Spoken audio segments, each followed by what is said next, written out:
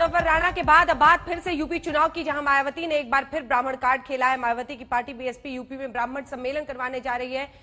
बताया जा रहा है 6 जिलों में ये ब्राह्मण सम्मेलन होगा। आज मायावती ने एक बार फिर खुलकर कहा कि यूपी में ब्राह्मणों के साथ छल हुआ है, बीएसपी ब्राह्मणों के हितों की रक्षा करेगी, क्योंकि एक तरफ यहां पर यूपी सरकार और आरएसएस की तरफ से मिलकर आगे की रणनीति बनाई जा रही है, तो अपना ब्राह्मण कार्ड मायावती ने खेल दिया है। पहले आपको जरा सुना देते हैं, फिर चर्चा आगे लिए चलेंगे। सतीश प्रकाश जुड़ेंगे बीएसपी की तरफ से।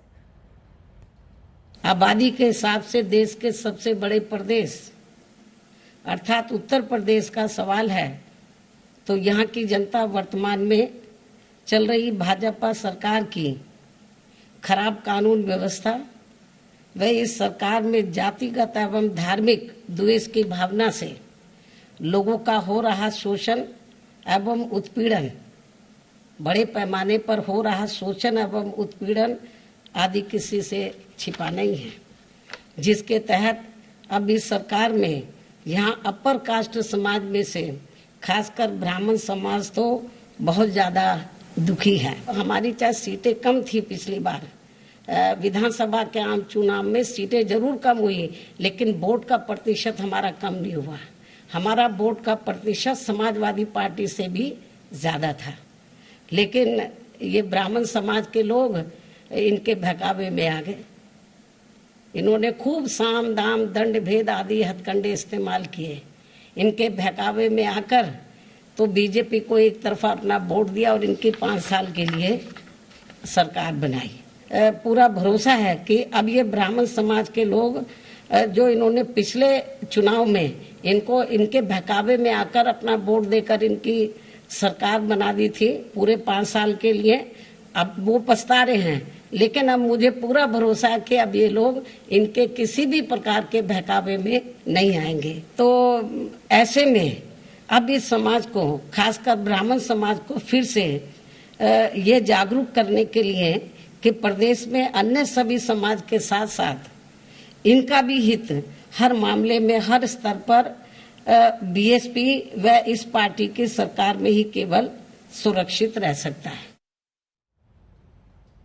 तो कोई धर्म का कार्ड खेल रहा है, कोई जाति का कार्ड, बस फर्क कितना ही। सतीश प्रकाश जी, ब्राह्मण कार्ड खेल रही है मायावती, सोशल इंजीनियरिंग, पुराना फॉर्मूला। नहीं, देखिए अंजना जी, इसको कार्ड के रूप में मत लीजिए। ये सच है बिल्कुल कि उत्तर प्रदेश में जब से योगी जी की सरकार आई है, बीजेपी के नेतृत्व में योगी जी की सरकार आई है, उत्तर प्रदेश में राजनीतिक रूप से देखें, सांस्कृतिक रूप से देखें तो ब्राह्मण कहीं ना कहीं दबाव में है। और ये ऐतिहासिक रूप से सच्चाई भी है कि गोरखपुर का मठ का जो इतिहास है वो कहीं ना कहीं पूर्वांचल का जो ब्राह्मण है उसकी पॉलिटिक्स को खत्म करने के लिए ही बनाया। अब जब से योगी जी कहीं ना कहीं सत्ता में आए हैं तो वो एक जाति विशेष की राजनीति चमकाने का एक अड्डा रहा। और आप देखेंगे कि इसी वजह से आपने अपराध खत्म करने के नाम पर तमाम वो राजनीतिक ताकत जो ब्राह्मण समाज की राजनीतिक ताकत हुआ करती थी, उनको अपराध खत्म करने के नाम पर आपने चुन चुन के आप मार रहे हैं। और जो अगर सरकारी नौकरियों की आप अवस्था देखेंगे, आपको ब्राह्मणों की चिंता हो रही है, आपने 15 लोगों में से 11 जाति, आपको ब्राह्मणों की चिंता हो रही है।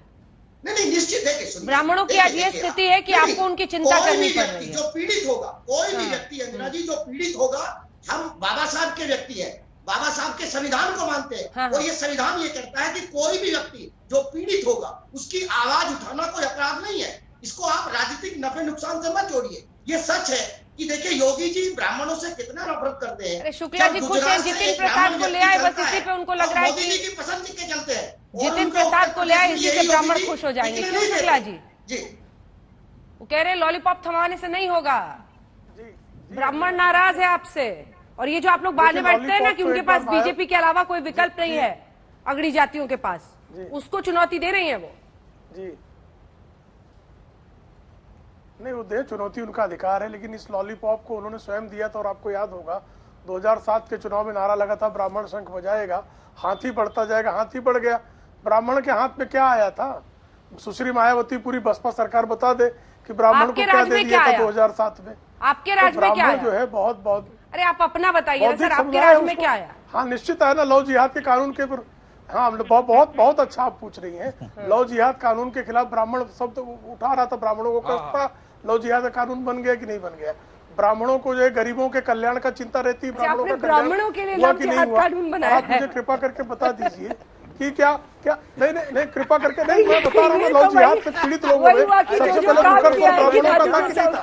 हम नहीं आप तो सुन लीजिए ना, हमारे जैसे लोग स्वर उठाते थे और हमको जो है लगातार जातिवादी कहा जाता था।